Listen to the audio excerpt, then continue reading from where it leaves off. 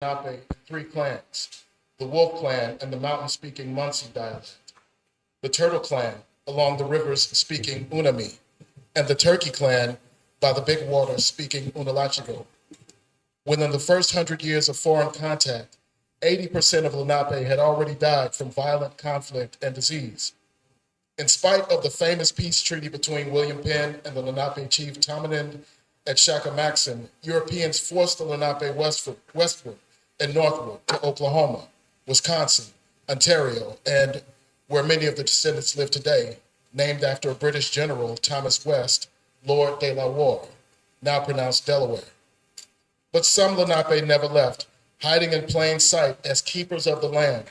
The Lenape Indian tribe of Delaware, based in Cheswold, Delaware, the Nanticoke Lenni Lenape tribal region in Bridgeton, New Jersey, and the Ramapo Lenape Nation in Mahwah, New Jersey, are three of the thriving Lenape communities today. Let us acknowledge the historical and ongoing presence of the Lenape and the Nanticoke on this land where we now live, work, and celebrate all our relations.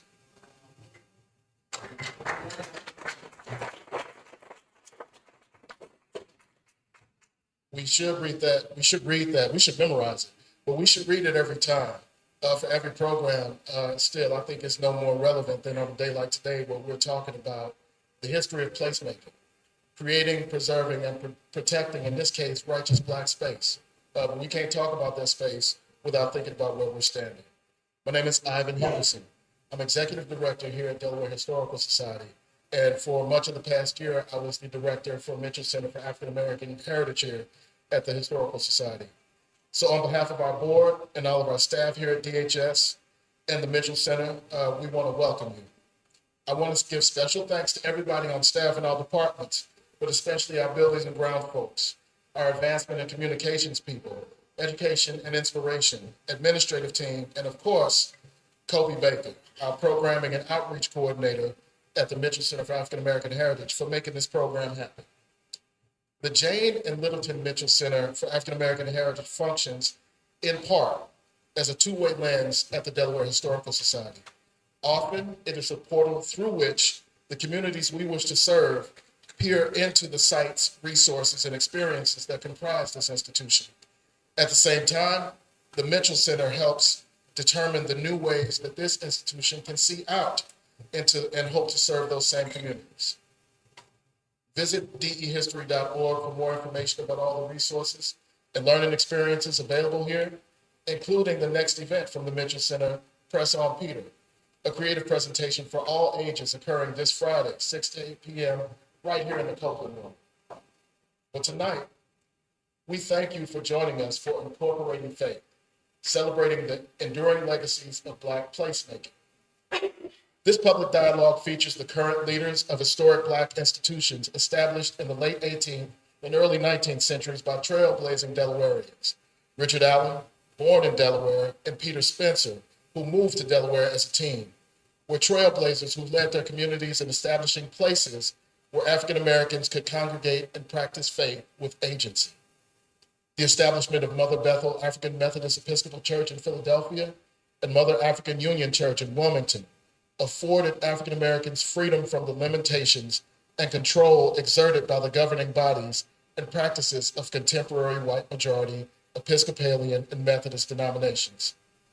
Tonight's discussion will highlight the connected legacies of the founders of these churches, reveal some of the significant differences in the growth and evolution of their congregations, and celebrate the important roles these institutions continue to play in strengthening Black communities in the Mid-Atlantic and far beyond. This event is generously supported by Delaware Humanities and presented by the Jane and Littleton Mitchell Center for African American Heritage in partnership with Mother African Union Church, the Wilmington Public Library, and is an educational component of Mother African's 2023 Big August Quarterly Religious Festival. Begun in 1814 by Peter Spencer, this week-long celebration of Black religious freedom, freedom of speech, and the right to assembly is the oldest event of its kind in the nation and therefore in the world.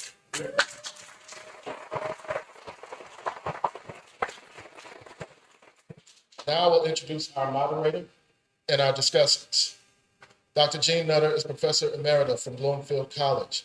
In 1998, working with the Hagley Museum and Library, she helped create an exhibit and pilot documentary film on P.S. DuPont in the African American School Rebuilding Program. She's collected over 50 hours of oral histories of African Americans in Delaware. This has resulted in several short films: Littleton Mitchell, Human Rights Warrior; Conversation with Luther J. Porter; Conversation with Jane E. Mitchell, African American nurse, and on and on. Conversation with Dr. Eugene McGowan, African American school psychologist and community leader, and Edward Loper, African American painter, A Separate Place. And A Separate Place, the school's P.S. DuPont built. A full-length documentary has aired on WHYY TV and won honorable mention in the 2003 Wilmington Film Festival. A short version of this film, funded by Delaware Humanities Forum, was distributed to all public schools in the state. More recently, she's produced a film with Hagley Museum entitled Dr. Wesley Meminger, Jr., Science into Art. She's published 2 books, Growing Up Black in Newcastle County, an Oral History, and Black America Series, Delaware. Dr. Nutt is chair at the African American History and Tourism Working Group for Wilmington Renaissance Corporation, which produced a brochure highlighting African American tourism in Wilmington. She received the 2000 Wilmington NAACP Award in Education and the 2000 Phi Delta Kappa Leadership Award. In March of 2002, Dr. Nutter was inducted into the Delaware Women's Hall of Fame. The Delaware State Education Association awarded Dr. Nutter one of the 2004's Humanities and Civil Rights Awards. In 2015, she received the James H. Gilliam Jr. Humanitarian Award from the Metropolitan Wilmington Urban League. And in 2016, she was given the Forrest Pogue Award by the Oral History in the Mid-Atlantic region for lifetime achievement in oral history. It's quite a mouthful, quite a bit to read, but she's earned every second of that, and every letter of that.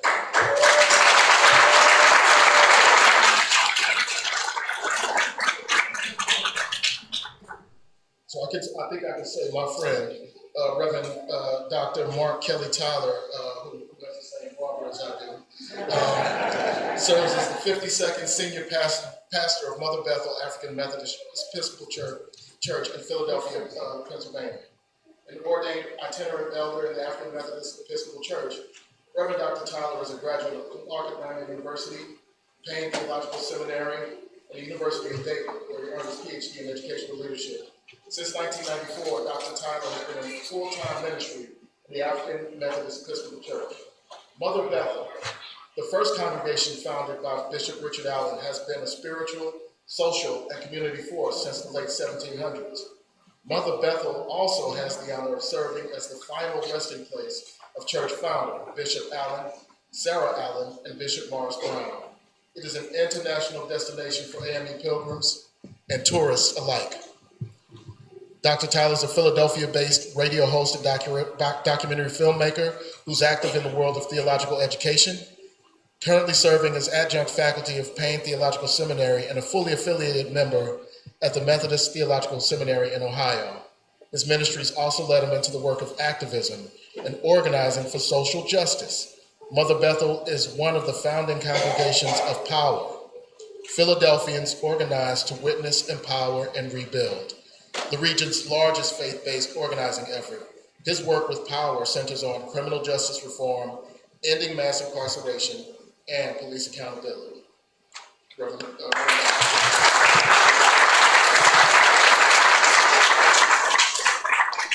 Finally, Reverend Dr. Ronald Whitaker, II, senior pastor at the historic Mother African Union Church. Dr. Whitaker is an ordained minister of the gospel who has held numerous ministerial leadership positions for over 20 years. As spiritual thought leader, Dr. Whitaker has been uniquely gifted to assist churches, ministers, and faith-based organizations.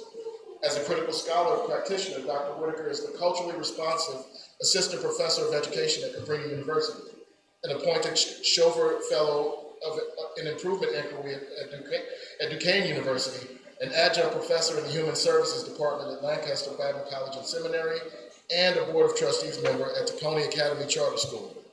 He presents his research at both national and international conferences. His research centers on issues of race, racism, white supremacy, social justice, the plight of Black males, and the prophetic Black church tradition. Additionally, as a minister of gospel, the Reverend Dr. Ronald Whitaker has been blessed to receive theological professional development training at the annual Black Theology and Leadership Institute at Princeton Theological Seminary, the E.K. Bailey Preaching Conference, and Christian Research and Development. Reverend Whitaker.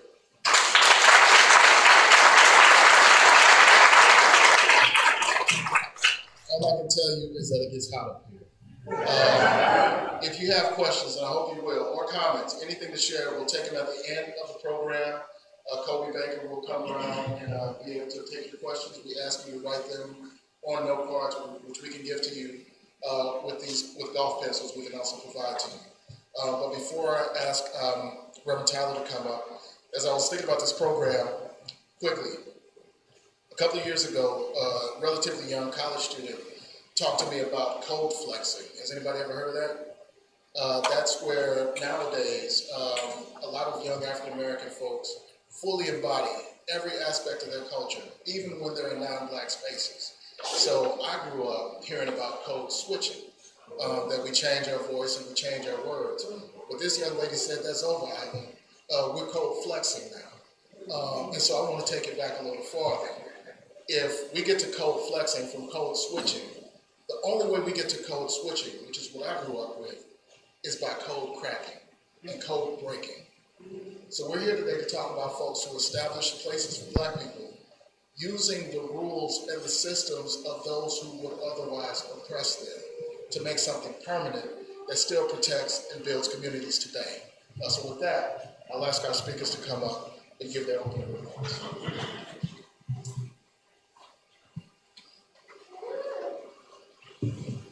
Thank you, Ivan, and to Dr. Nutter. We have a long-term family connection as well. Glad to be here with you, and to my colleague, Dr. Whitaker, who we worked together on things in the past in Philadelphia. Glad to see him in this new role. And to all the persons who are here, I assume many who are here for the August Quarterly as well, and all the history that embodies. To other clergy, I'm glad to be here today to represent Mother Bethel African Methodist Episcopal Church. And it's a unique moment, because I told Ivan when we did the planning call to hear Richard Allen being called a Delawarean. Kind of took me back for a moment, but I guess he was. He was born actually in Philadelphia, but shortly thereafter his family was sold into Delaware, to Stokely Sturgis down in Dover, where he spent most of his life before he grew into a young man, after he earned and purchased his own freedom, hauling salt during the Revolutionary War for the Continental Army. And one of his descendants told me the other day, as we were applying for a grant, when I wanted to confirm that fact, she said he also earned money taking religious literature to the Revolutionary soldiers as a form of encouragement for them. Took those funds and bought his freedom, and quickly got out of Delaware, since it was still a slave state. It was nothing against anybody in Delaware, amen. He just wanted to get to freedom. But yeah, so this is an important part of his life, the formation and the things that happened here, and one that I don't think we fully appreciate or spend enough time talking about. So I'm glad to be here to talk about it. Ivan, I had a few other ideas, but I want to jump in where I kind of sensed you were going, and that is what both Peter Spencer and Richard Allen ultimately did in the creation of their churches, which is something I've kind of been calling, they carved out a sacred space for Black people to do more than just worship. And remember, this is not just a story of two people in Wilmington and in Philadelphia. The story happened all over the United States. At that time, 13 used to be colonies, but even in Charleston, South Carolina. So you know the story of Mother Emanuel, tragically, where we lost so many people in that church. Mother Emanuel was founded by Bishop Morris Brown, who was buried at Mother Bethel. Morris Brown in the 18 teens did the same thing that Allen and Spencer had done in deep southern South Carolina. Walked out of white churches with thousands of Black members who had been a part of the white Methodist Church, because there were so many free Black people in Charleston. Again, another story that a lot of people don't know. The story happened in Baltimore, Maryland, where Daniel Coker grew into one of the leaders of that movement. It happened in New York City, where James Varick grew into the leader of that movement. Wherever there were these Methodist churches, and again, this is not even just a Methodist story, it happened in Baptist churches, Presbyterian churches, Catholic churches. What we discovered is that these churches did not take on the spirit of what the church was supposed to be, a liberating place. But instead, the church followed the culture. That before the country became formed officially as the United States, still in the Revolutionary War days, Methodist preachers were running around, and they, like their founder, John Wesley in England, were preaching a message that said to black worshipers, come and sit with us as equals.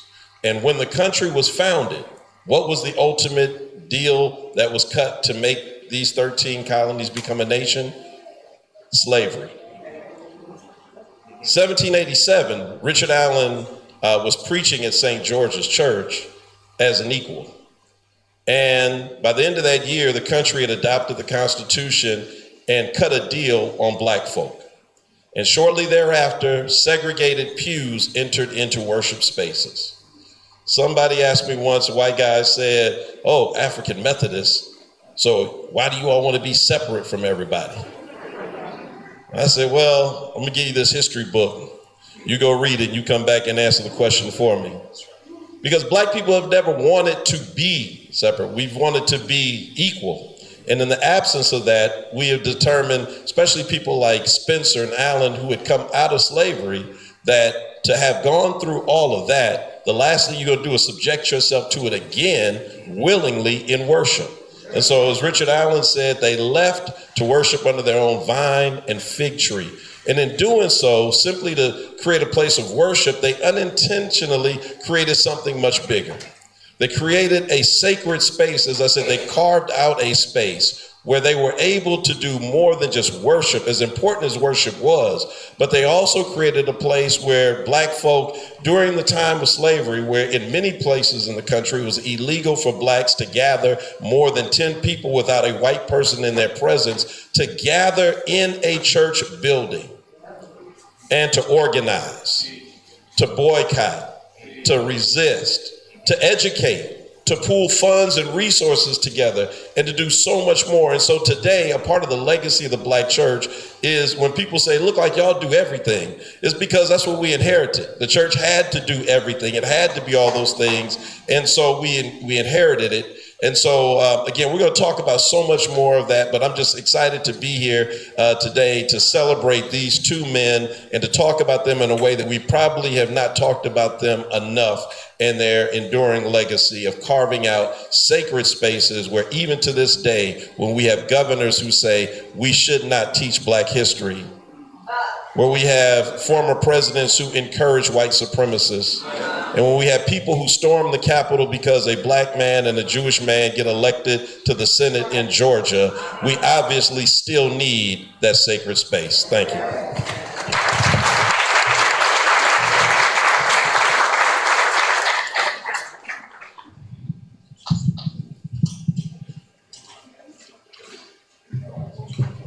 So before I render my opening remarks, I think it's critically important that we celebrate Ivan Henderson and Brother Colby and their team for just a wonderful event. We also have to recognize Dr. Nutter. She is a living legend. Let's celebrate Dr. Nutter. And then, as mentioned, the Reverend Dr. Mark Tyler, we go back. Definitely, he is someone that I consider a mentor. He's someone that I reached out to because I needed to know the blueprint, right? Dr. Tyler is a legend, right? He's a legend, and his work is something that we should celebrate. Let me start by saying this. Before Dr. King said these words, injustice anywhere is a threat to justice everywhere. Peter Spencer and Richard Allen understood what that really meant. So in many ways, they were forerunners to what Dr. King and so many other individuals were advocating for during the civil rights movement. Now you may be saying, okay, well, Dr. Whitaker, what are you talking about? So Dr. Mark Lamont Hill, in 2016, he wrote a book titled Nobodies, right?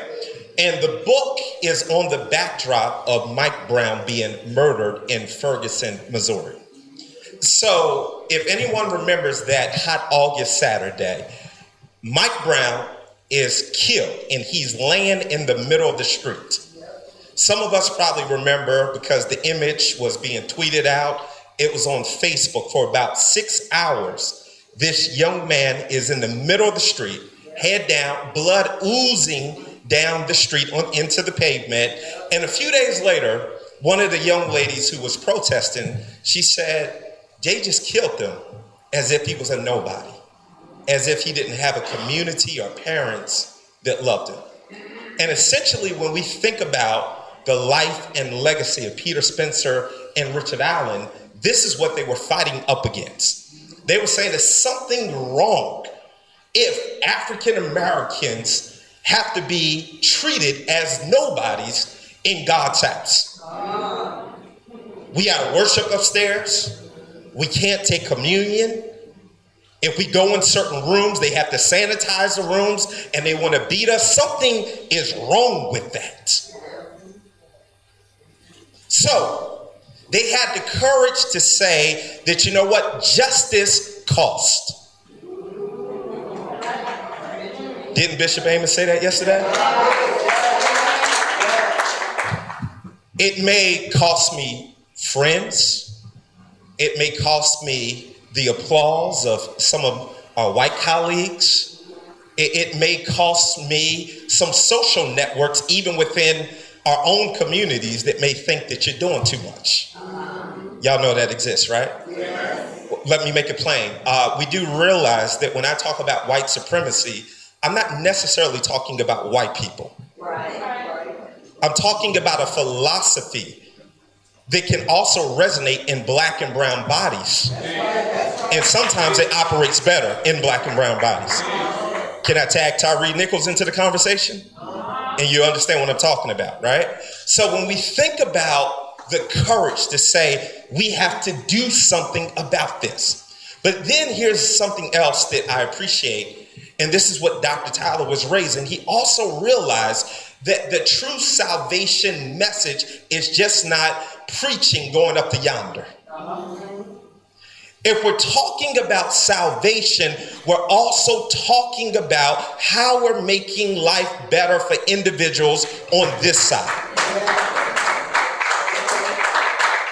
So after we hear a great sermon, after we hear great worship music, how are we going to fix the educational system? After we hear a great sermon, after we hear great worship music, how are we going to build our own institutions? After we hear a great sermon, after we hear great worship music, how are we going to police our own community so that we don't need outsiders coming in our community and treating us as nobodies? So they realized that after the benediction, that's where the real work begins. So that's why we're here tonight, as we're thinking about how we're coming in that tradition. But here's something conceptual that I'm hoping comes from this conversation. I believe that Richard Allen and Peter Spencer still had other conversations that they needed to have. Physically, they're not here, but Dr. Tyler and myself, we are here tonight. So I'm hoping that we leave out of here with an agenda of how we're not just doing things separately, but how we're working together to build community. Thank you.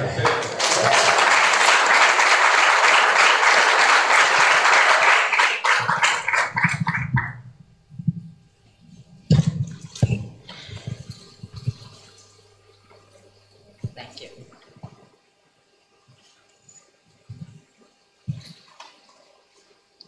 Yesterday, when I was thinking about the panel, sometimes my brain goes in strange directions.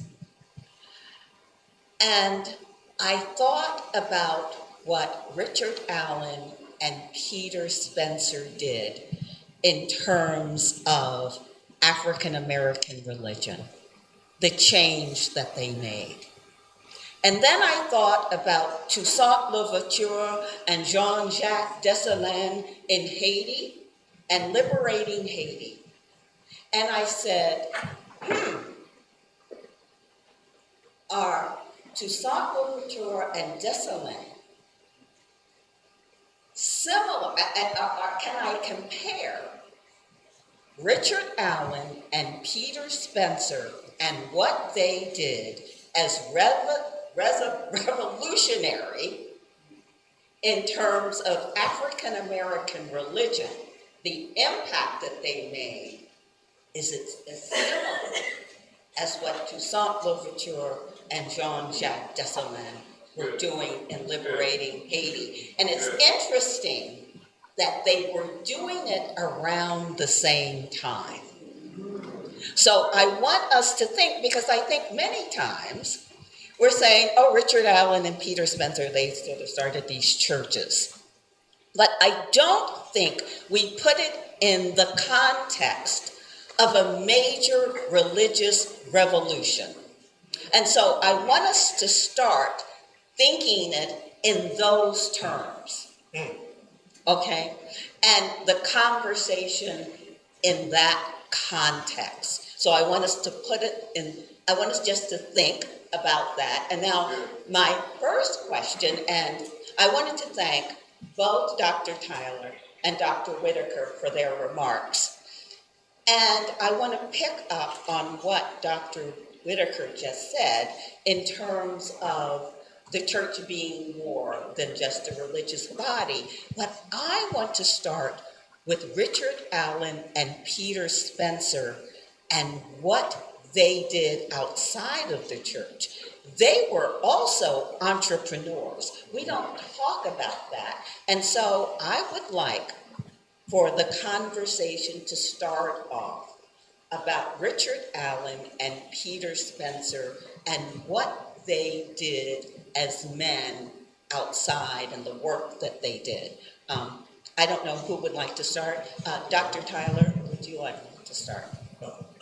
So, first of all, I appreciate the question and even that the context, because one of the things about Haiti is that, you know, as being the most successful revolution led by enslaved people fighting off their captors and being able to keep them, you know, off, to push the French off the island. To this day, Western culture has not forgiven them. That you can come from any country on a boat, they'll send the Coast Guard, bring you in, make room for you, but not Haiti. Always send the boats back. And it is, in my opinion, really just the bitterness about the success of what they were able to do, in spite of the fact that the country has struggled repeatedly, and it's struggled because Western society has cut them off. And you cut off the money, then of course you're going to struggle. Sit in places like Camden and other places where I had a chance to serve as pastor. So I would say in a lot of ways that's a good comparison, because the Black church likewise has often been penalized and been has felt the brunt of Western society, white supremacy. The attack on Mother Emanuel was not without precedent. Right down the street from Mother Bethel on Lombard, there was a Presbyterian church that is, I think, First Colored Presbyterian. I'm not sure. But the pastor was preaching against slavery in the 1830s or 40s, Stephen Gloucester, who's now buried, I think, at Old Pine, next door to us. And he was told that if he kept preaching that, they were going to burn his church down. He kept preaching it, and they burned his church down. That church was burned to the ground, and he stopped preaching it. And so what makes the people like Allen and Spencer so unique is that it's not that they did not face the same threats, it's that they kept preaching it, and that the people who came behind them kept preaching it. I mean, I was thinking today that I'm glad to be in Wilmington also having this conversation, because I was thinking of attorney Lewis Redding, that many of you would know, but he was a member of Bethel AME Church. And I know at least 3 of the 5 cases that led to Brown versus Board of Education were AME churches that were involved or members, including Brown, Oliver Brown, an AME preacher in Topeka, Kansas, Joseph Delane, who led folk in South Carolina. These were all brought together, right? But these folk were operating out of a inherited legacy to resist. And as you just said, Dr. Whitaker, through the words of the preacher, Bishop, that there is a cost, right? There's always a cost to resisting. Y'all remember, what was the guy, Arsenio, remember his TV show? And he said, Donahue had Farrakhan on, and all the white TV hosts had Farrakhan on. I want to have Farrakhan on. And they told you bring Farrakhan on if you want to. He brought him on, and you ain't see him again until Coming to America 2. I'm just saying, there is a cost. So thank you, Dr. Nutter. So as far as the entrepreneurial spirit, I'll just say this, that Richard Allen was very, very much had that entrepreneurial spirit. And one of the businesses that he started was a chimney cleaning business. He mentored orphans, young black men, boys in particular, who were in Philadelphia, whose parents died, many of them in the yellow fever epidemic, and had no way of kind of caring for themselves. He and Sarah, his wife, often took them in. If you look at the census, oftentimes they had 19 people in the house and things of that nature, because they brought in all of these orphans and taught them the very valuable skill of how to clean chimneys, which in the late 1700s, early 1800s was, this is not just a vanity thing, but when your house is dependent for energy, if a chimney gets dirty, it'll kill you with carbon monoxide. So this was a very skilled profession. And Richard Allen ran his own business, and his most famous customer was George Washington at what we would call today the White House. It was the Executive Mansion on 6th and Market Street. So Richard Allen had that. Some even say that it was going there to pick up his check all the time that maybe helped organize the escape of Hercules, the chef of George Washington, and Oney Judge, who neither of them were ever captured. And some say that may have been facilitated by the fact that they were in contact all the time. But entrepreneurship, not being an entrepreneur, was critical to who Allen was.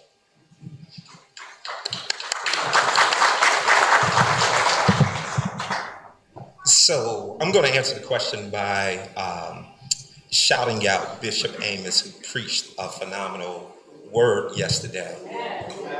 But then I said, well, Bishop Amos, I have something for you. I want to bless you with a book by Dr. Eddie Glaude, and the book is titled Democracy in Black.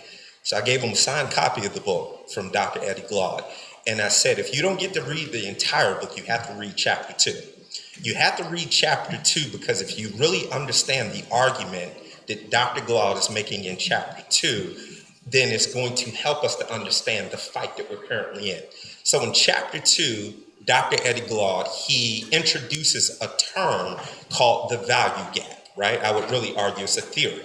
So what Dr. Glaude argues is that we're having too many conversations around the academic achievement gap, the healthcare gaps, the wealth gaps. We could talk about this gap and that gap, but he said at the core, it's the value gap. So here's what he argues. He argues that America's original sin is not racism. He argues that America's original sin is the value gap, the value that we place on white bodies in comparison to everyone else. And he said because of the value gap, it now makes every other gap possible. Part 2, a few years ago, he writes a book where he's co-thinking with James Baldwin, one of his intellectual inspirations. And he argues in this book with Baldwin, metaphorically channeling Baldwin, he argues that the value gap is sustained in America because we keep lying. Stay there for a moment.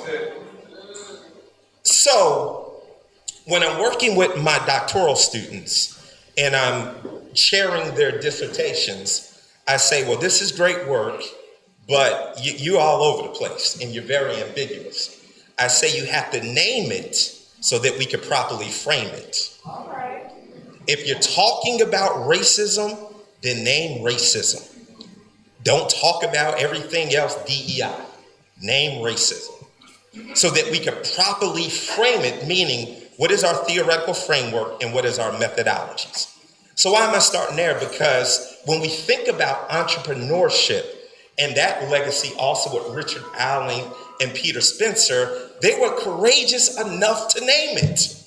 They understood that even if we worship, have our own spaces of worship, it does not mean that we're going to be accepted when we leave this place. That's it. So in many ways, we have to understand the culture and the context.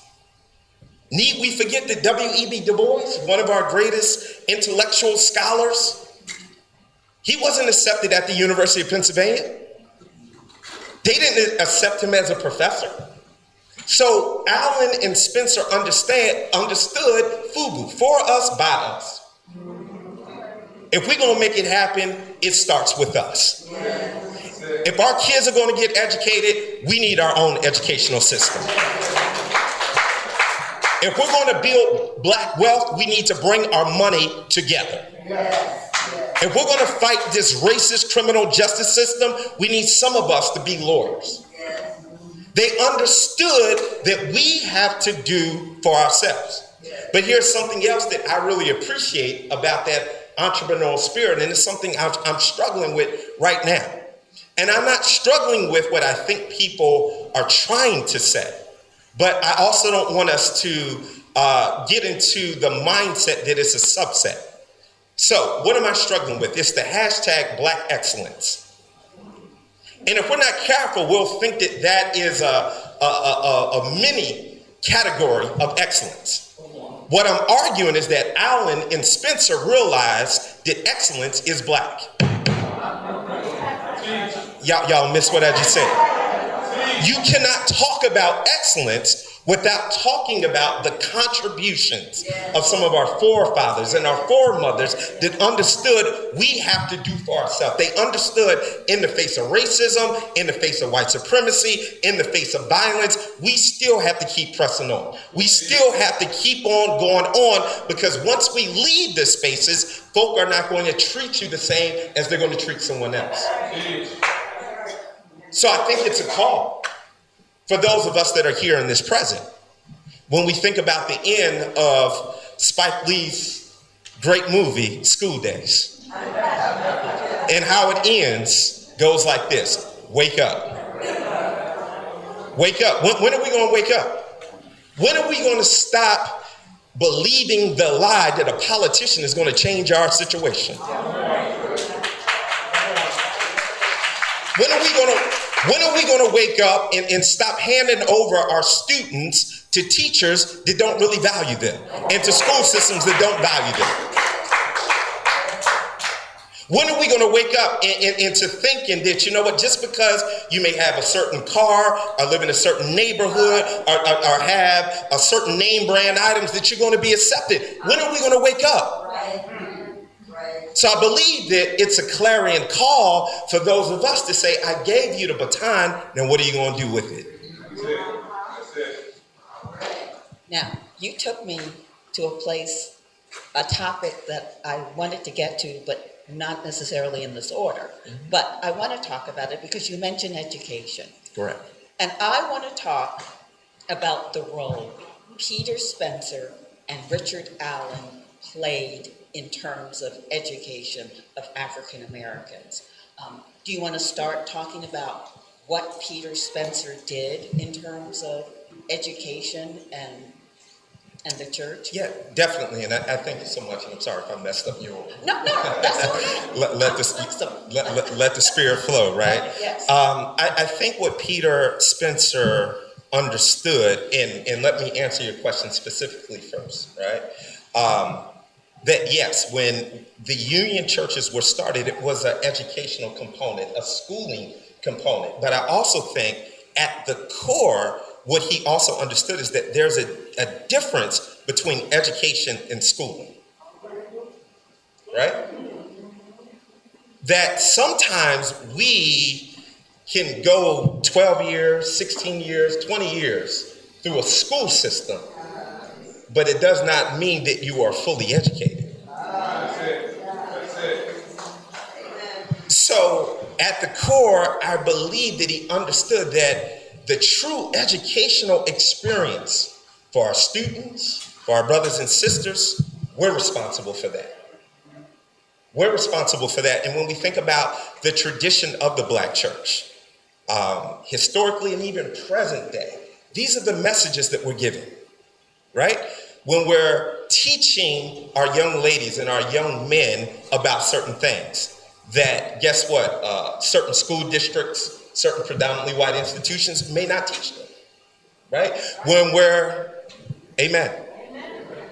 When we're, really letting them know, well, you know what, even though this may not be in a curriculum, here's a great story, right? So Dr. Tyler gave us one of those stories on during his introduction. There are so many rich narratives and stories that oftentimes we overlooked. And I think that that's where we need to celebrate Peter Spencer with understanding that, you know what, again, it's not just what we're preaching on Sunday mornings, it's the holistic educational experience.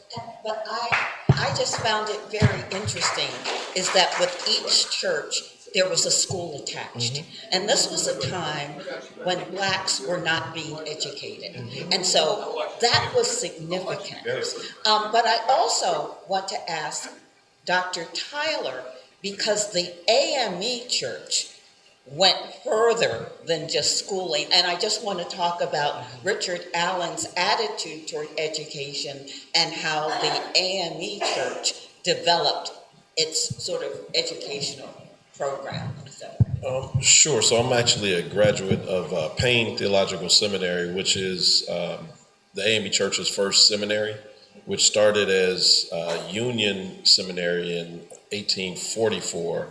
Wasn't much of a seminary, more kind of like a, glorified trade school / high school that was trying its best, but really became a seminary after the Civil War.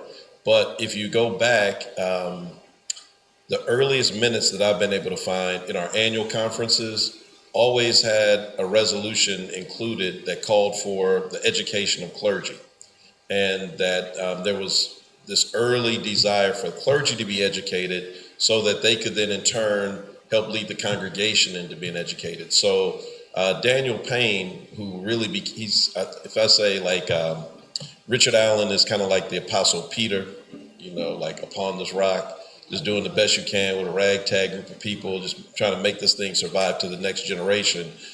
Daniel Payne is like the Apostle Paul, who comes in. He's that significant in the AME church where, Peter and Paul really kind of make up the body, what happened in the New Testament.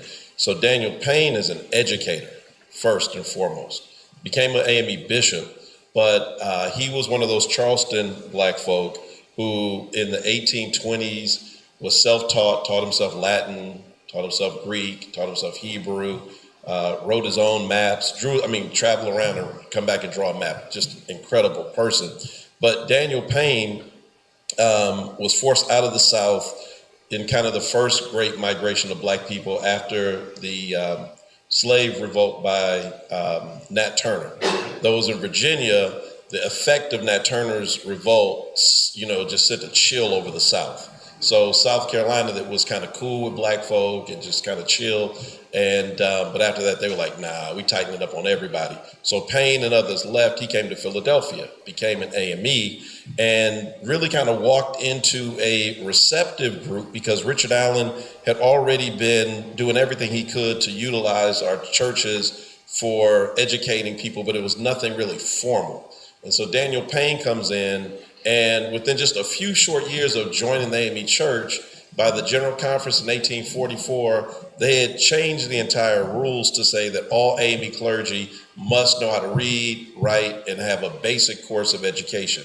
Absolutely revolutionary. Nobody else was doing that. And so by the time you get 20 years later to the end of the Civil War and everything kind of opens up for Black folk, schools, all of the folk in the South, these missionaries are trying to start colleges. So in these AME church buildings, they're starting colleges. Morris Brown, Allen University, Edward Waters, not to mention Wilberforce University, which Daniel Payne was on the board of the original school that was run by white Methodists in 1856. as an institution where they could send their biracial children of slave owners and enslaved women. They stopped paying for the school in the North when the Civil War started. It went bankrupt. The AME Church bought it in the middle of the Civil War. I mean, that's just, to me, one of the great stories is the fact that here's a black church in 1863. I mean, think about that. I mean, if you know the history of the Civil War, it's a far-gone conclusion who's going to win. That's the middle of the war.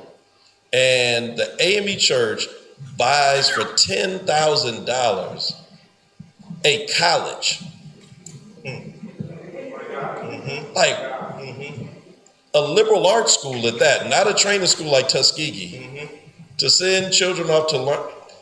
And so, of course, there's a lot of dissent in the church, like that's just, why are we doing this? But it is, to me, it stands as a legacy to talk about how important the role of education has always been in the AME Church.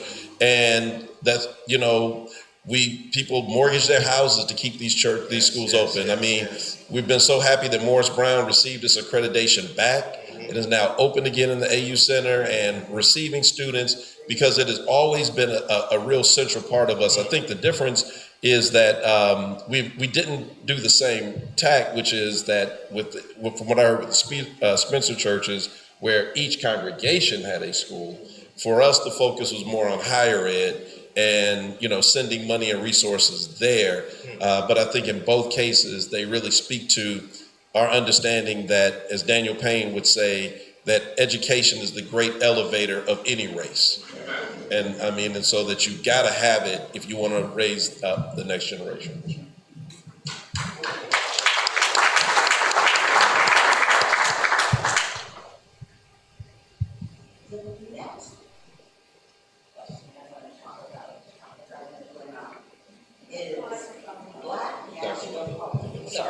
Black nationalism and Black liberation theology. And again, I was thinking about Richard Allen and Peter Spencer at the beginning, and James Cone, the line to James Cone in Black liberation theology. So could the two of you address Black nationalism and Black liberation theology in the context of Richard Allen and Peter Spencer, and how we got there? Yeah, I would say Richard Allen was really a Pan-Africanist before we even talked about that term, because he was interested in, he sent missionaries to Haiti, and his son actually went. He hosted the ambassador of Haiti at his home. He was sending people up to Canada, as we talked about earlier, Doc, and wanted to do Africa, but kind of the white colonization movement kind of killed that. So their vision, at least for Allen, I'll say, the vision was never simply what's happening with Black people in America. It was really more about what's happening to Black people all over. In fact, the reason they didn't join in with the colonization movement, which was trying to establish Liberia at the time, and this was actually a white church-led kind of, white church and government worked together to do this. But when they discovered that the only people they were interested in sending to Africa were free Black people, and when they asked them, well, what about the enslaved? They said, well, the slaves can't go. And in the mind of the colonizationists, the rationale was that enslaved people were only dissatisfied with slavery because they saw free Black people. And if you take away free Black people, enslaved people will just fall back into a state of happiness. Now, you say it's, you laugh. Governor DeSantis, didn't he just say, he just said something very similar in 2023. And he didn't just pull that out. That's what a lot of people, that is an old myth that people still believe. They say people like us are just up here rabble rousing. So Richard Allen, in his mind, it was always about how do we reconnect all these pieces that are on the puzzle that are just all out here disconnected. And so the line then to James Cone, who was also an AME, born and raised in Arkansas, But James Cone, the father of black theology, you got to go from Richard Allen and Peter Spencer and Varick and all the others, but you have to go through Bishop Henry McNeil Turner. The Bishop Turner, AME guy, who said that if God has to have a color, then God has to be black, because God identifies with the suffering of people. And he said God is a Negro. I mean, they tried to hang him in Georgia. I mean, literally. One of the bishops told me they know where the tree is that he escaped and hid in while they were trying to hang him. So the idea of black theology getting its roots in what these early founders was doing, I think is absolutely the right way to think about it. And that all of the things that you see black theologians talking about today is only the modern expression of what these folk were living out. They may not have had the words to articulate it in the way that a Union Theological Seminary trained PhD can, but they were certainly saying and doing the exact same things. They laid the foundation for Cone and others. Before we go to Yeah. Reverend Whitaker, something happened at Mother Bethel when there was a conversation about colonization and the people in the congregation and how they reacted. Yeah, so in 1817, the free black population around the country gathered at Mother Bethel. They said it was like 3,000 people. And, I don't know, Spencer may have been there. I mean, I wouldn't be surprised, because this was a gathering of kind of like the who's who of black people. And to be honest, probably mostly black men, because, they brought the misogyny of white supremacy right on into the church with them as well. But they gathered in that place at Mother Bethel to decide whether or not they were going to support colonization, what they called it, the colonization scheme. Every mainline white church had a colonization committee. I mean, that's how deeply entrenched this was. Like local churches, if you were Methodist, the conference, Presbyterian, the Synod, they all had a colonization committee trying to convince their black friends to get on the boat and go away. Richard Allen and Absalom Jones, whose name that we got to call as well, who was with Allen all along, but he went to the Episcopal Church. They were open to it initially, and James Fortin, who was the sailmaker, richest black man at that time. He was in Philadelphia. But when they got there and the crowd really got, on the other side of colonization, some places say they were actually shouted down. And in one of those rare moments, they had to kind of abandon their idea and get with the people. And the people said, we're not doing it. And from that moment on, colonization was dead to black people. And the few people who went, it was like a terrible experience and pretty much turned out to be everything everybody said it would be. Now, fast forward to after the Civil War, and then people like Bishop Turner and others embraced going back to Africa. It was never, I think the mistake is to think because they were against colonization as it was presented to them, that meant they didn't want to embrace Africa. But that was not the case. They wanted to be with Africans, but they didn't have the resources, and they weren't going to subject themselves to people that they knew didn't have their best interest. And look, these were like the white liberals. So again, kind of some of the same things we still wrestle with today, right? The progressives and the conservatives, at times, black folk have problems with both. And it's like, so if your friends want to send you on a boat, the enemies want to hang you on a tree, yeah.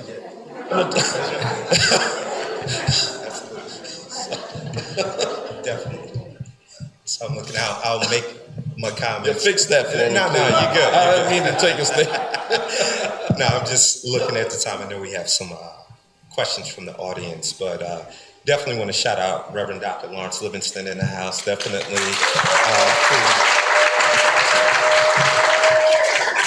Whenever we talk about James Combs, I think that he definitely gets excited as we had conversations. But I'll just say this. When we're thinking about, black nationalism, and when we're thinking about liberation theology, I also believe that we have to deal with the philosophical and theological underpinnings, right? So at the core, you cannot talk about black nationalism if you don't love black people. You cannot talk about black nationalism if there's not a sense of pride, right? Let me take us to the 60s. Stokely Carmichael, he stood up and said, nah, we've been talking about, this integration stuff for years. That ain't working no more. We want black power. Where Stokely understood, why are we begging? Why are we taking 50 cents when we can have the whole dollar? Why are we looking for other people to affirm how beautiful we are? And I think that's what we see in Richard Allen and Peter Spencer. It's a love for black people. It's a love for individuals of African descent. That we are fearfully and wonderfully made.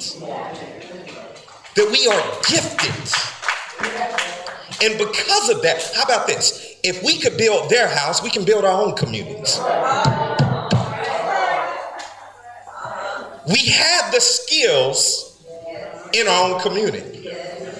So if they're not going to accept us in that community, then we build here, and we see this. We have examples of this from a historical perspective.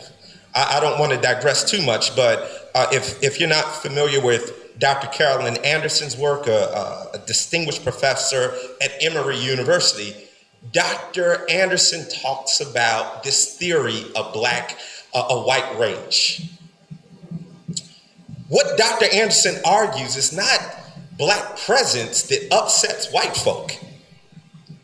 It is when black presence is ambitious, articulate, they are proactive, they are strategic, and they make it happen. That's when white rage happens. Because there is a place that they want to keep us in. And when folk are saying, no, we're not going to be in that box, that upsets other folk. So in many ways, they were saying, Allen, Spencer, Jones, so many others, they were saying, we're better than this. But then also when we think about black liberation theology or liberation theology, I think it also deals with sound theology. How's your hermeneutics? How's your exegesis? And what commentaries are you reading? Because if your affirmation or your interpretation of the Bible is only coming from white scholars and white theologians, more than likely it's white supremacy that operates in so-called black spaces. So they understood, again, no, if we're going to read this text, we got to live this text. He who the Son sets free is free indeed. So how am I free if I got to worship upstairs? How am I free if I can't take communion with everyone else? Now, this is a theology that is oppressive. This is a theology that Jesus was saying we shouldn't be stuck in. So again, I think at the core, we have to go to the root in terms of the philosophical and the theological underpinnings that really align with their practice. Can I just say something? So I want to just lift this up because you really kind of drew that out, which is black theology was a rejection of the misuse of the weapon as a Bible. The idea that slaves be obedient to your master was one of the most preached texts to black people during the period of slavery.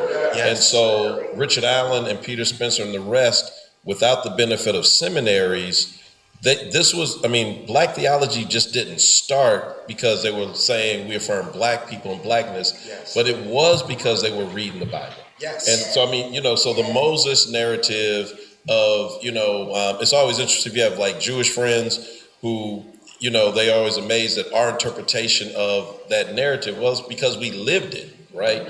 And so it's so very similar to the story there. That story was kept away from slaves, right? And so, you just kind of brought that out. But again, that it was an absolute rejection of the lie of the slave master, who then became the seminary professor and taught for another 100 years that same. Right. Yeah. Now, again, I know we're going to pause and see the questions, but again, I also we have to uplift how courageous they were. Right. Yeah. right? When you think about, again, what Bishop Amos talked about, it costs. When you reject the authority of white folk, particularly, let's look at context, it literally was your life. I'm an academic. I'm in academia when I'm not pastoring the Mother African Union Church. So the conversations that we're now having in academia with tenured professors, with administrators, is that, okay, well, what happens if you decide to still teach critical race theory? Even though states are saying that we're targeting equity, social justice, critical race theory. Folk are saying, well, I'm a part of the system, right? These are the conversations. I can't lose my house. I have a mortgage. My kids go to private school.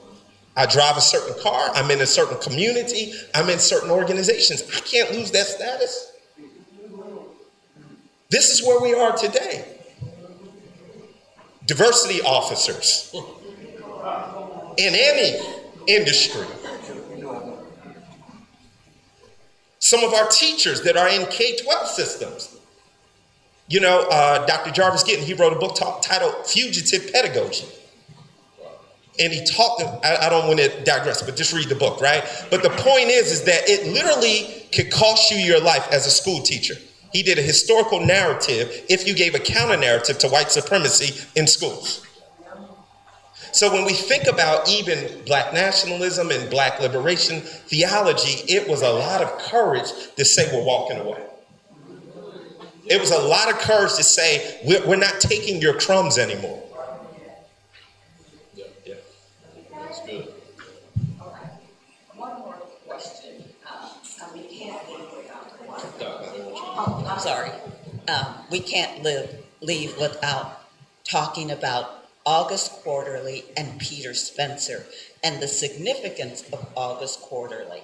But the two of you also brought up in a conversation that we had why we don't know enough about Peter Spencer. So if we could have, I know I'm asking you to talk about a lot, but can we sort of talk about that? Definitely. Why don't we do this? Once again, can we celebrate Dr. Tyler for just breaking us off something?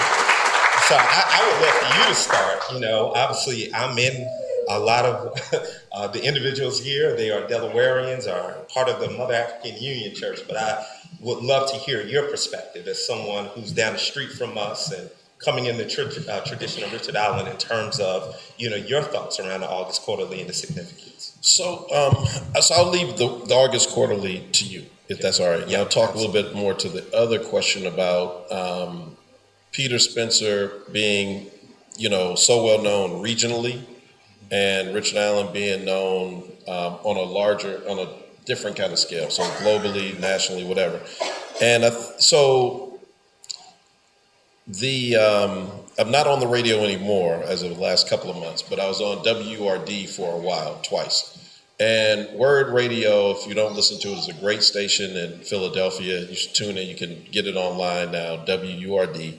But it's all Black talk radio station owned by the Lomax family. It's really incredible. And but it's very, what I always found was, because I did a different show on another station on my own, because I was talking about national stories, and the connection between the Ferguson and the Philadelphia.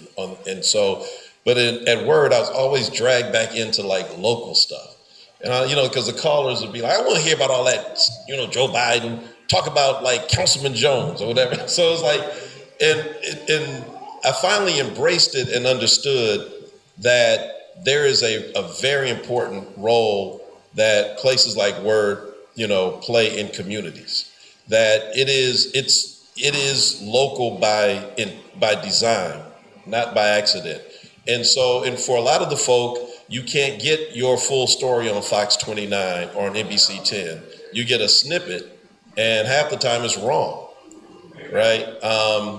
And not just those stations, just stations in general, or the Inquirer or whatever. But to get an hour-long story about the shooting of a Black person, and to get multiple voices that you won't hear anywhere else. So what Word offers is something that may not be important to anybody outside of Philadelphia or the area, but to the people who are in Philadelphia, it's deeply important.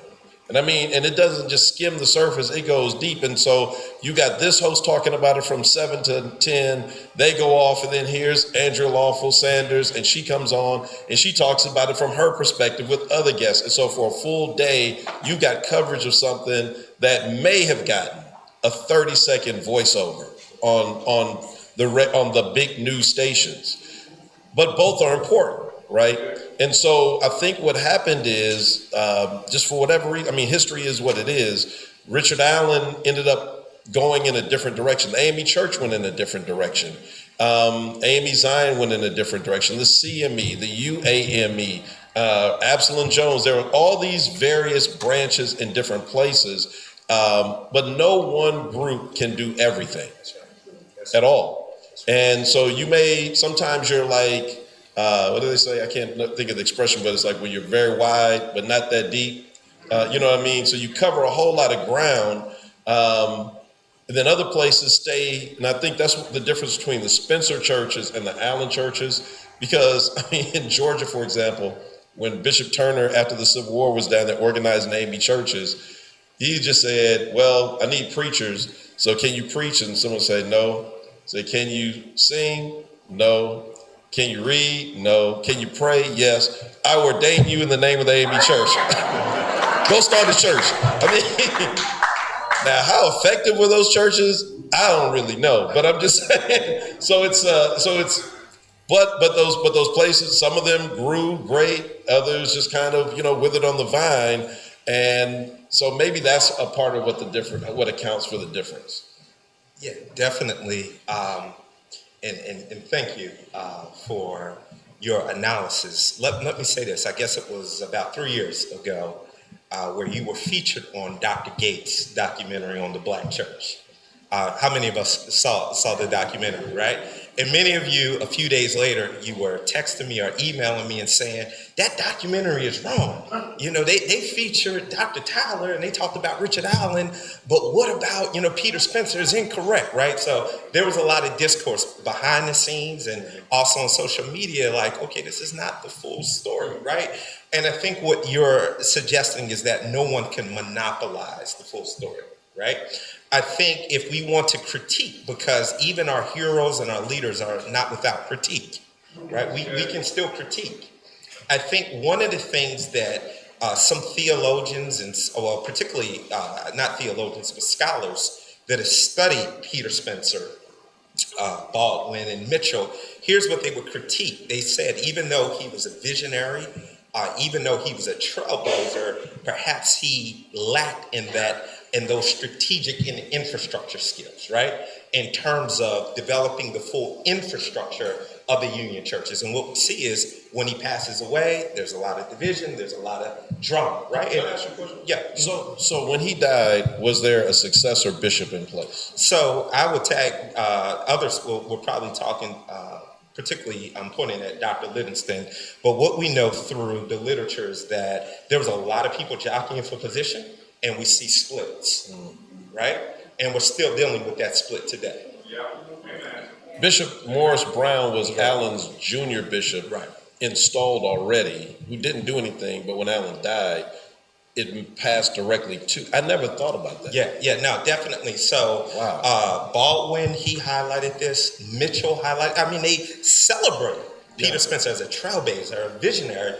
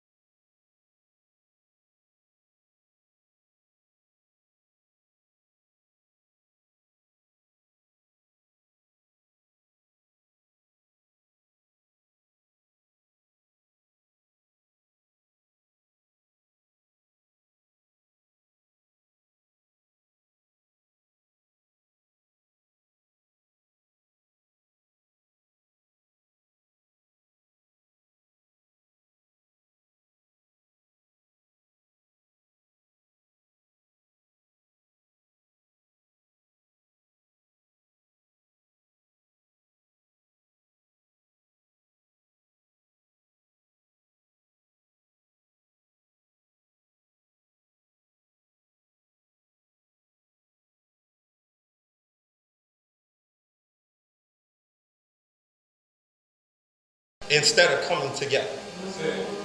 Right? Because if we really understood what the August Quarterly was all about, we wouldn't have to beg people to come.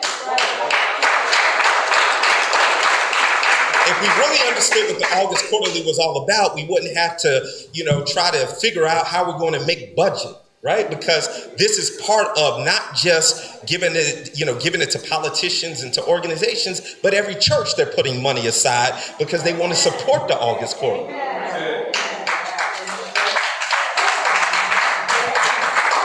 So at the core, when we're talking about the August Quarterly, Spencer had a vision for Black religious freedom. That this is a week we can worship how we want to worship. Culturally, we don't have to hide ourselves. But beyond the worship experience, I would argue it was the Black State of the Union address. That when we leave this place, we're leaving with a political agenda. We're leaving with an economic agenda. We're leaving with an educational agenda. We're leaving with an agenda, how about this? How we got to clean up our own stuff in our own homes, in our own churches. That's what it was all about. So when we take that spirit in terms of where we are now, I think there's a lot of work to do. But there's also a lot of possibilities. There's a lot of possibilities. I'm not dodging your one question, but I think that this is most important as we pass the baton down to the crowd. I think there's a lot of possibilities because at the core, you see these great trailblazers. They needed to be in more spaces where they could learn from each other and bounce off ideas off of each other. Alan could teach Spencer. Spencer could teach Alan. And I think now that's where we are, where we can continue. So I'm going to say this. I'm going to give a public invitation to Dr. Tyler to preach at next year's August Quarterly, where now we're continuing in that tradition and saying, we're going to pass the baton and we're going to get our brothers and our sisters to understand that this is not a Delaware thing. This is not a Spencer thing. This is about Black liberation, and that should be everybody's thing. I dropped the mic. I had wanted to ask a few other questions, but we're running kind of late, and I know there are people who have questions that they want to ask Dr. Tyler and Dr. Whitaker. So we want to take a couple of minutes. Let these two brilliant minds I'm sorry, I dropped the mic too soon before I finished talking. And gather some questions if there are some. All right. I know there's I grabbed a few questions from people. If you wanted a note card and didn't get one, just raise your hand. And if you have a note card and want to give it to me, also raise your hand.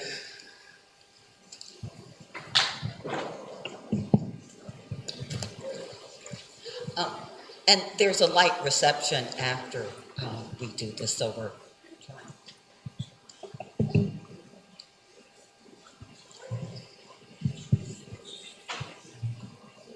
Dr. Nutter, I would like to have a word if it's all right. Yeah, first of sure. all, Would you please? as well as Dr. Whitaker. But They're recording. They want to catch you.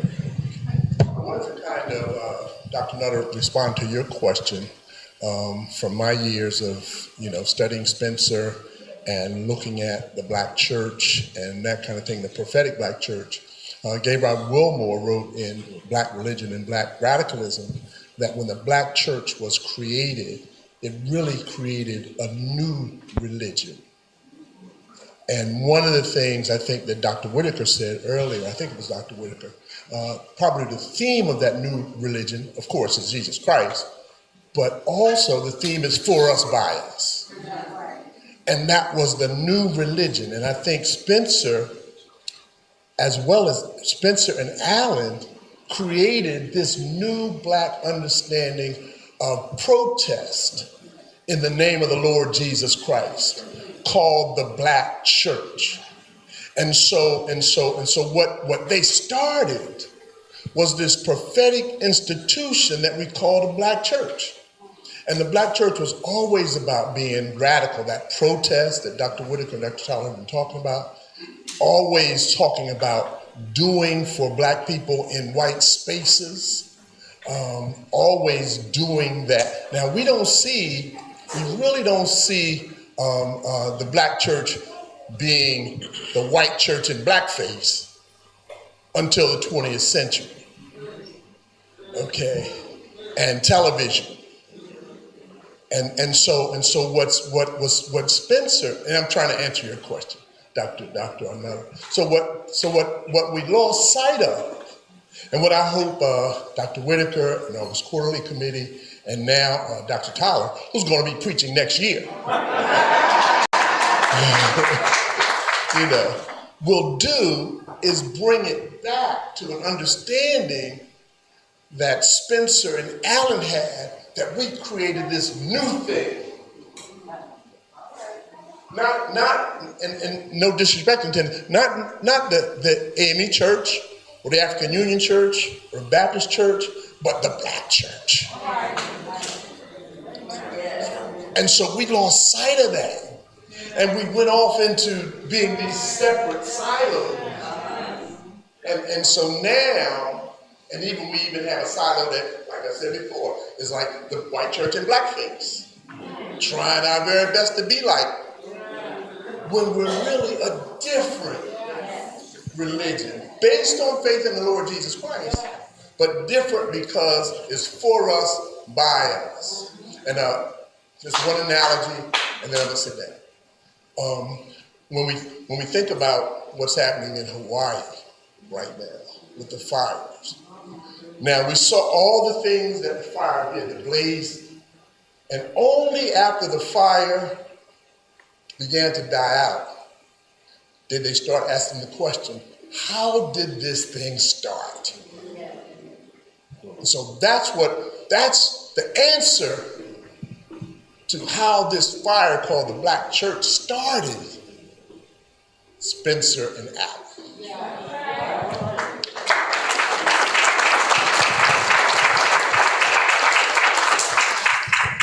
Thank you.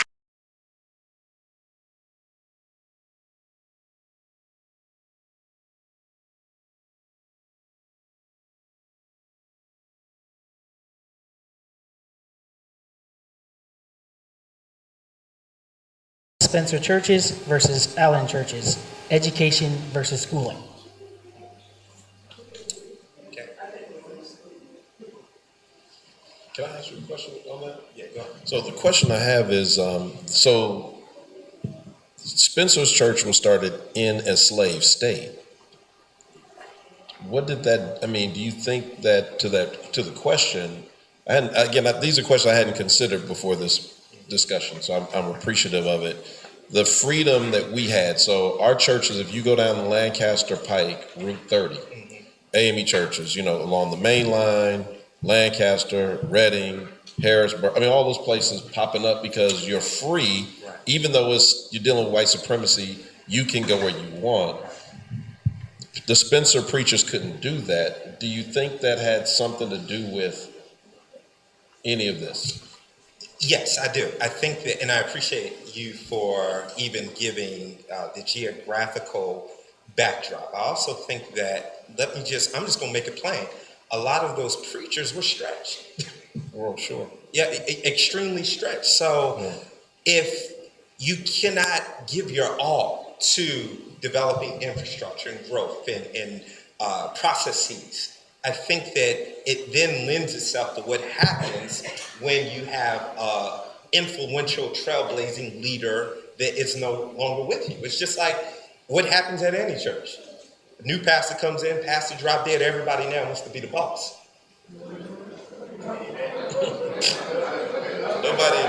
Then it causes confusion. It causes silence. So part of And here's the thing, I think that, and I'm going to bring it in, when we're talking about Spencer and Allen, you may be saying, well, why am I talking about T.D. Jakes, right? So here's one thing I really agree with T.D. Jakes when he writes this in his new book titled Disruptive Thinking. He said, as African Americans, we got to get over that hustle mindset. That we just hustling and just hustling. Eventually, we got to start thinking about collaborations and partnerships and infrastructures, right? So again, this is not a critique or throwing, pretty much throwing a rock or stones at Spencer. We got to understand context. But we also understand what movements, and I'm not saying that the AME movement was perfect, but there still has to be processes and okay, who's next in line, baton, and a mobilization of folk that are saying, even if we don't agree on this, we still see the bigger vision, right? And that's important. I think there was a part 2, education versus schooling. Okay, I'll just look it up, and I don't even know if this so much has to do with Peter Spencer or Richard Allen, but I just think we could use this analogy in general. Malcolm X never earned a high school diploma, an undergraduate degree, a graduate degree, but I think that he is the definition of a self-regulated learner. He never went to college, but colleges went through him, right? So when we understand that, yes, there are certain things we have to do to get out of the K-12 system, there are certain things we have to do to earn an undergraduate degree or a graduate degree, but that don't mean that you're fully educated. I work in academia. Some of the most simple folks I know got PhDs, JDs, EDDs, MBAs, MSEDs, MPHs. I could go on and on. Right? So I think when we commit ourselves to the educational process, the holistic educational process, park there. Education, let me give one image or one story of what education looks like. When I was in Pittsburgh, and my first class for my doctoral program was titled Introduction to Social Justice. So the class started at 9 a.m. I was excited. I was there on time. My church, they're about to, kid me because I don't get there early for nothing. Amen. I was here on time and I was ready and thinking, okay, we're about to get into it with some theories. They say a bus is outside. And they said, everyone get on the bus. And we got on the bus and we rode about 15 minutes to a community in Pittsburgh, the Hazelwood community. And we walked inside of a church and we went to the basement. And they said, welcome to Introduction to Social Justice.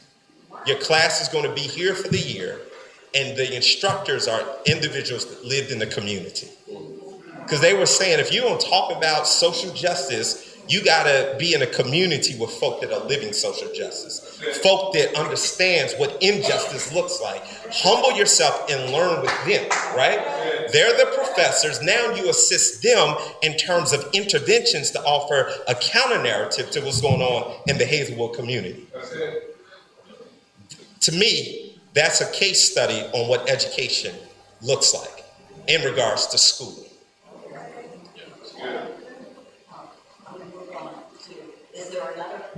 Is there another question? Yes, there is. Can you hear me okay? Yes. All right. I'll try to link these two together. The first question, did Richard Allen and Peter Spencer ever work together on any endeavors? Were they friends? I'll link that to this question. There's so many similarities between Peter Spencer and Allen. Can we try to find common ground and bring the two denominations closer?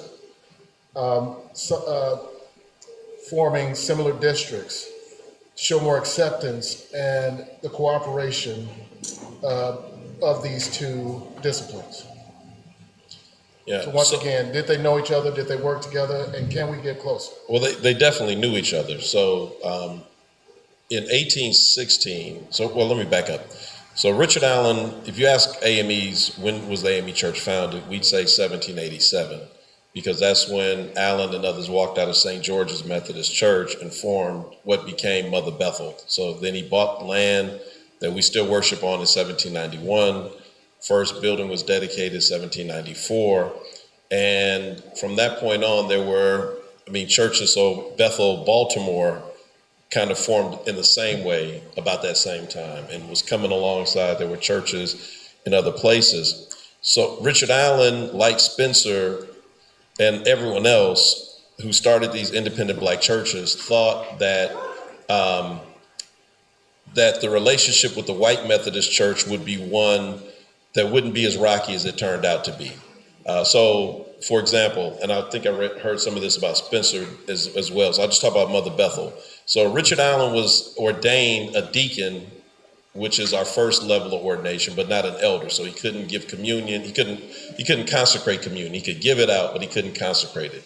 And that was then done by them hiring a preacher from St. George's, who sometimes would come, sometimes wouldn't come, would always take the money, right?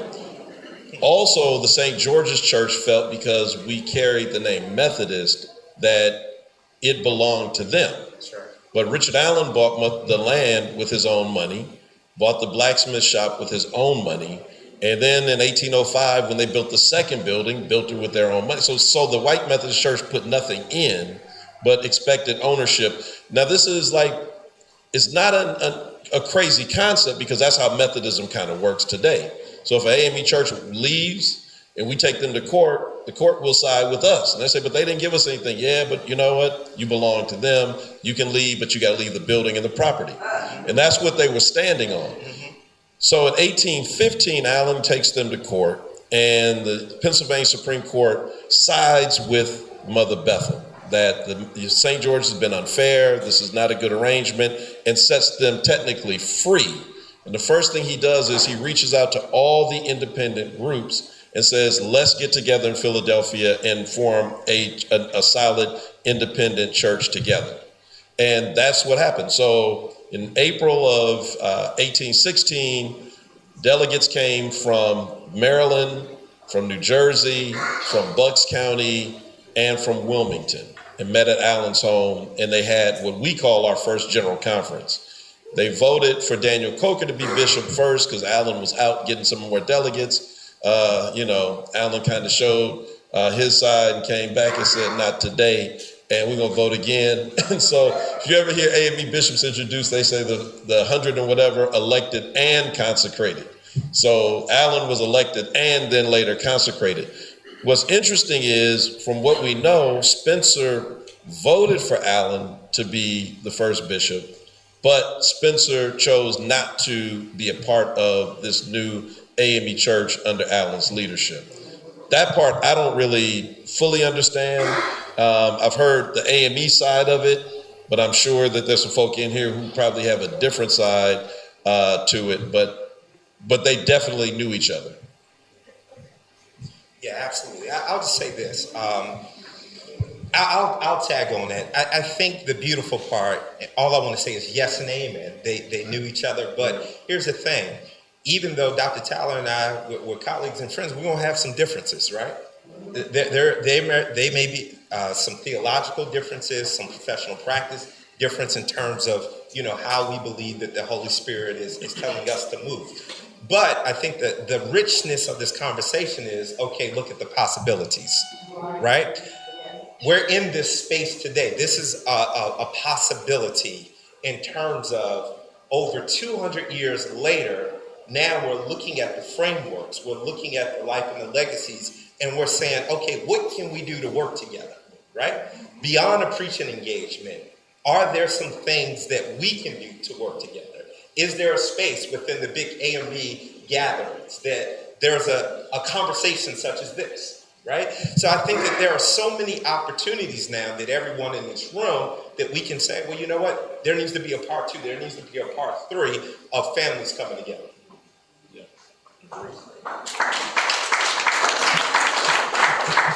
Thank you for that, Reverend Whitaker. And in fact, I think you just answered another question right at the end there, and you both did. One question was, where do we start in this room tonight? And so I think you are beginning to address that there's way more possibility ahead of us than difference behind us, for sure. This one, I think, And let me just say this too. I think also one of the things that we got to do is we got to drop our ego and our pride too, right? I think that that's so important. And I say this, I'm joking, but I'm also telling the truth. When you were featured on the Henry Louis Gates documentary, and that thing was blowing up and trending all across the globe, you had folk in Delaware that wanted to stone you. Wait. But you see, Gates did a follow-up to that documentary. So you're talking about Many Rivers, which was the Many Rivers was a 6-part series by Gates. And it was, I thought, well done, better produced than the second one. The one that came out in the pandemic, I was not in that documentary. And Gates took a lot of heat from the black church. That documentary, The Black Church, was poorly done. Now, I say this as a person who's produced 4 documentaries.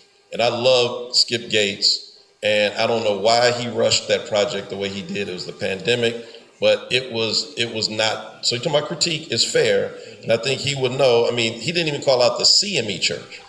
So CMEs, they didn't even, not even the AME Zion, CMEs, like, what are you saying? Black Catholics were upset. I mean, I thought, look, I love Eddie Glaude. He was at Morehouse when I was at Clark. I got Eddie spoken at my church. But you got Eddie Glaude, a black Presbyterian, talking about Richard Allen walking out.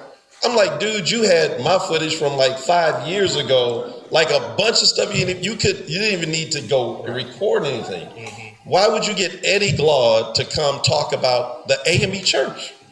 Eddie's not AME. He can't speak for us. That's right. Just because you black, I mean, I know you're an expert on MSNBC for everything else, but like there are a ton of AME people who could have spoken. Dennis Dickerson, our former historiographer, Teresa Fry Brown, current historiographer.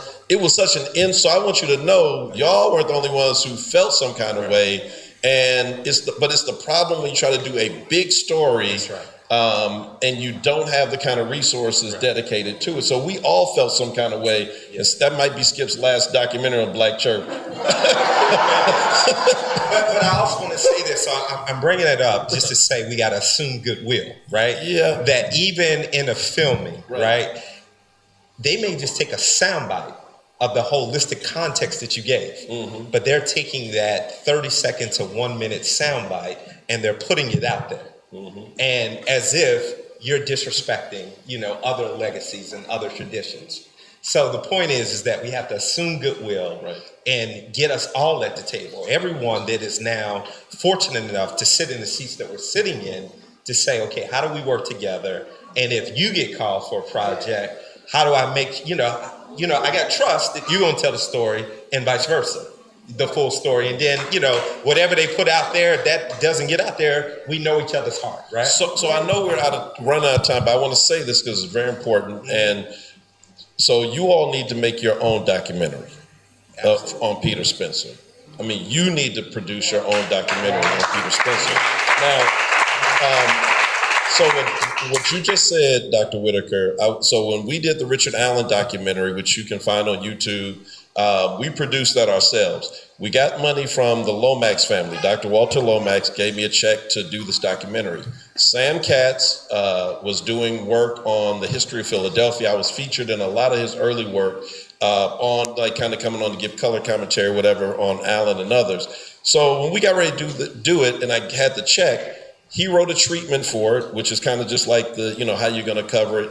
And we gave him the check, and I thought, cool, Sam Cass going to go out and make a documentary of Richard Allen, bring it back, it's going to be great. Man, I was like, he started with, Mark, it's not going to be more than 5 minutes. Nobody's going to want to hear more than 5 minutes about Richard Allen. And I was like, dude, who are you talking about? Like, do you know the story of Richard Allen? I said, we're paying you to do 25 minutes. That's not enough time, honestly, but that's all we can afford. So then he comes back and all the major pieces of Allen are missing. The walkout, my dungeon shook, my chains flew. I'm like, bro, so we got into this heated debate. And finally I said, give me everything you did. Give me all the interviews, give me all the footage, give me my stuff. And I went and basically taught myself how to do a documentary. I hired some people, and I went and I cut that story up and made, because we already had everyone interviewed, but and he also centered a friend of mine who wrote the book on Richard Allen, Richard Newman, a white guy. He's the latest Richard Allen biographer, but the story opens with Richard Newman. It closes with Richard Newman. Newman is all over the place. I'm like, you interviewed, because we brought them to you, two of the descendants of Richard Allen. You don't even use these ladies. And I'm like, no, I'm not gonna let, all due respect to Richard, some white guy tell the story of Richard Allen. He will be a feature in it, and he will support the story, but he is not gonna drive the story. And a lot of what I felt happened in Skip Gates's work is that there were too many white producers that he kind of turned it over to, who did that. Because anybody black in there would have said, you are not gonna have like these people being the experts of everything, because they're not. I mean, and so you all, if you can get together $30,000 or $40,000, I will work with you, I promise you. And we will do your own documentary, because Peter Spencer's story will only be told properly by Peter Spencer's heirs. And that's you in this room. So I say, let's do that too.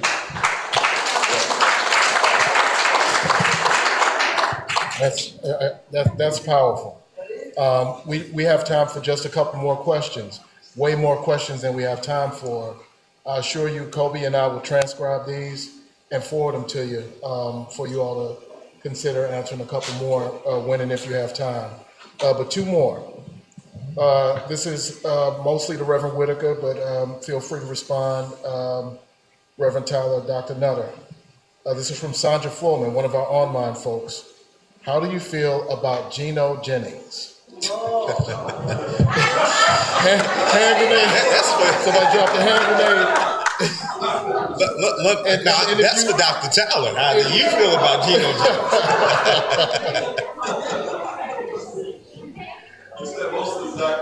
That's for me. It was directed to you. See, the moment that I start critiquing Geno Jennings, that I'm going to be in the sermon on Sunday. That'll be the moment.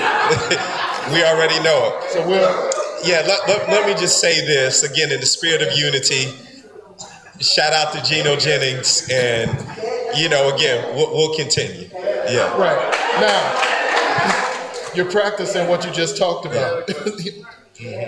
This one is a really quick one. This person is asking about the Black conventions movement or the colored conventions movement and any overlap with Allen or Spencer.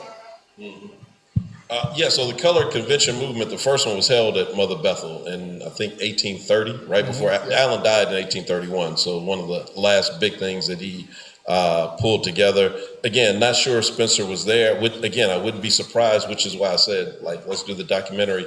So that's an unanswered question. One last thing on that documentary, you got Ivan Henderson right there. So Ivan has, I'm sure, some funders who want to fund that, be a great partnership for y'all. There's your money right there. Look at this building. Yeah. You know they can pay for a documentary. Ivan, you said you wanted to do a part 2 and a part 3. Right. That's it. There you go. Yeah. There you go. All right. This is unfortunately, trust me, unfortunately for me, the last question. We're going to wrap up from here. But before I ask this, thank you all. Your generosity of spirit and willingness to tell the truth while we're talking about protecting righteous spaces and community spaces is the key to making this a 21st and 22nd century ongoing conversation. So thank you all for feeding us that tonight.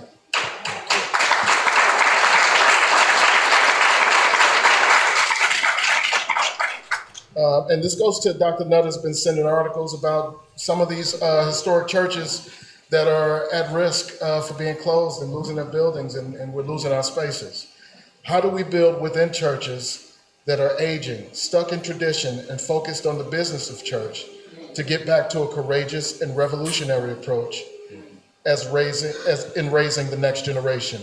That's our last question. So I guess I'll start, and in many ways, these are my closing remarks. And again, I want to celebrate Dr. Livingston for his remarks about 15 minutes ago, because in many ways, that's where I'm going to end. We have to get back to being the Black church. We have to get back to being the Black church.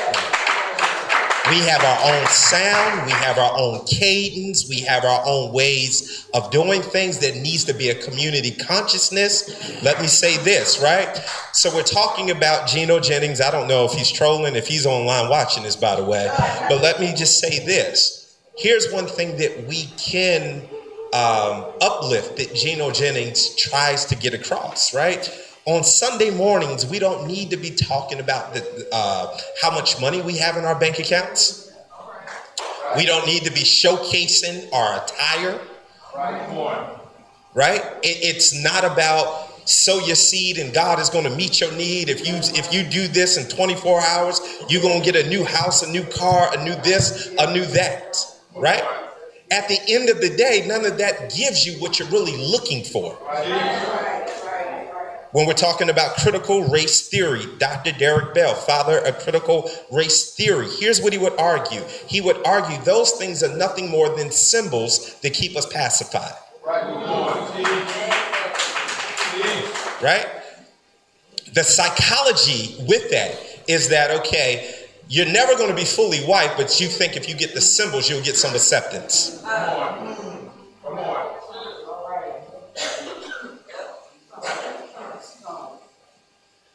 The Black church has to get back to understanding the fierce urgency of now. Has to understanding the importance of partnerships. Our leaders will tell you up in here, I'm not trying to do everything. Let's partner with organizations that can help us to do the work. That's it. We have to deal with the isms and with the phobias. And we also have to understand that, you know what, because at the core, Allen and Spencer, it was a message of liberation. Yes. Yes. I'm going to say this, and I know someone going to stone me, but I'm going to say it anyway. I'm going to faint if I get a question, Dr. Livingston. What is the attire on Sunday?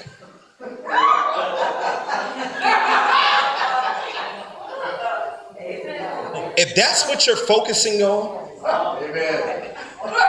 Amen.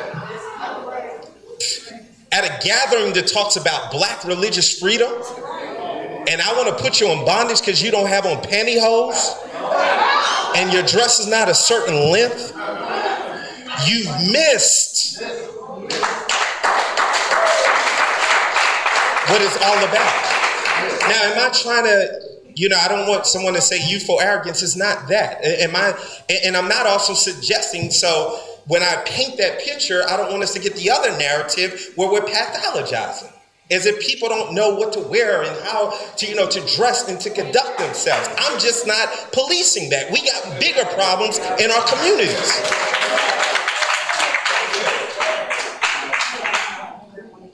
Because when we do that, putting my educational hat on, when I consult with school districts and things of that nature, they call me and they say, Dr. Whitaker, we have a problem when we look at the expulsion rate, when we look at this suspension rate as Black males, and here's what's happening. We have a dress code and their hair is longer than the collar. Then I ask this question.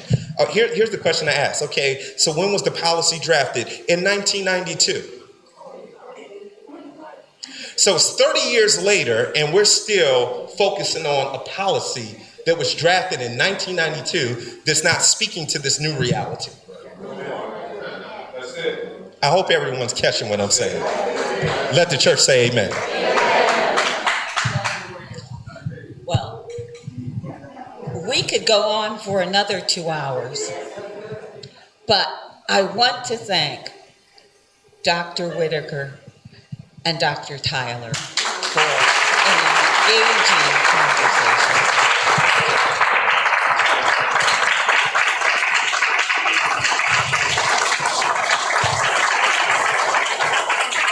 Now let me say this, and you heard it, the invitation was extended.